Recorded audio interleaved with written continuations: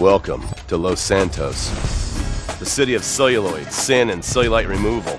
From dead starlets in Vinewood, to the gangbangers in Davis and Strawberry, and terracels in Chumash, to the drunken tourists in Del Perro Pier. It's time to take a look inside this cesspit of destroyed dreams, drug-addled degenerates, and deluded desperados that make up this great city of lights. Hi, I'm decorated FIB agent Stephen Haynes. The FIB, the police department, and the sheriff's office are fighting a war out here every day in a city where dreams too often become wet with tears. The Los Santos docks.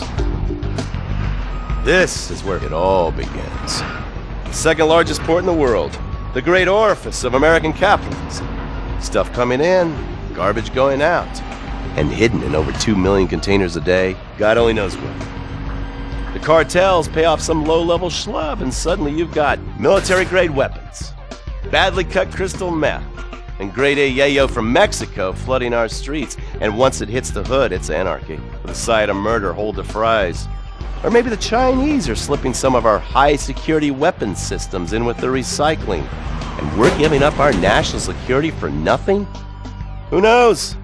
Who cares? As long as the financial party continues, we'll just keep picking up the pieces. A word to the wise, kids. Never use PCP.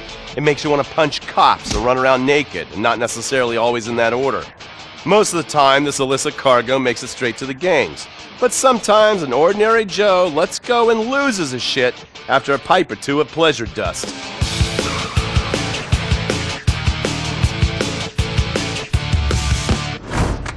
The Vagos, bloodthirsty Chicanos with a predilection for pain, papaya juice, and spicy plantains. They're one of the largest Mexican street gangs in the city, with rumored connections to several major mafias. While half the battle out here is fought with guns, the other half is with informants. Sometimes you need to become the bad guys to bust the bad guys. All right, guys, let's go. When the ballas and the families aren't shooting each other, they're selling the dope that the junkies are shooting into their veins. The families love sports almost as much as they love banging. Flashy, arrogant, competitive, and aggressive, they are lifelong bitter enemies of the ballas. Wearing the colors of the feud or the corkers, the families call themselves Gang Green. Of course, like all families, they love a good squabble. Subdivided into sets, such as the Chamberlain Gangsters or the Carson Avenue set, it turns out the families love shooting each other almost as much as they love shooting ballas. Now, the LSPD have had many run-ins with various family sets over the years. With the ballas, the FIB take a more community outreach approach. Hey guys, stay out of trouble now. Suck my Steve Haynes. Now the ballas fly the colors of the Los Santos Panic, or the Boers, purple, because they are the bruise on the face of this city. While some thugs obviously prefer 4 wheels, other desperados prefer 2. Leather, exhaust, and drugs. No, this isn't an exotic S&M party. These are one of the nation's toughest outlaw motorcycle gangs, the Lost. Rumors are they get a new tattoo for every person they stab. And it's definitely okay for your motorcycle mama to show her breast to your friends. The FIB has been tracking the Lost for years. We've jumped from coast to coast and have spent more time in the Midwest than a tornado spotter. When they're not running meth, they're smoking it. Or so I hear, a dangerous new drug on the streets called toilet cleaner. And believe me, your toilet will be cleaned after you've smoked some of it. Of course, Vinewood being Vinewood, it's not all about leathery dudes trying to show off on their motorbikes or roided-up gangbangers stuck in some 90s time warp. This is the town that made mass murder into nostalgia.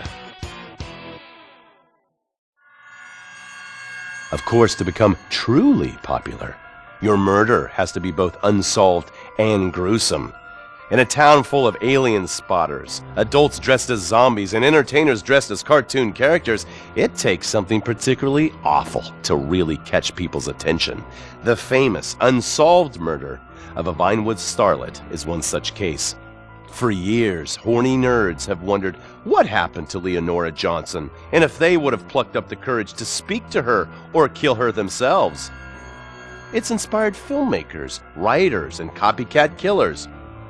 Conspiracy theorists have blamed various celebrities, the mayor, the Soviets, short skirts, women's liberation, and hidden aliens embedded amongst us for the murder. But not all crime is premeditated. Maybe drinking's your thing. Look at this drunken buffoon, proving that there doesn't always need to be criminal intent to cause serious criminal damage. Or maybe you're just an overprivileged poppycock, living on daddy's pension and protesting about the unfairness of capitalism. Maybe stock market manipulation is your bag, or loan sharking, double identity theft, assassination, or even worse, swinging. On our next episode, I, Stephen Haynes, will show you the flashier side of crime in Los Santos, illegal street racing, cocaine, and vice. Yes, speed, snort, and sex.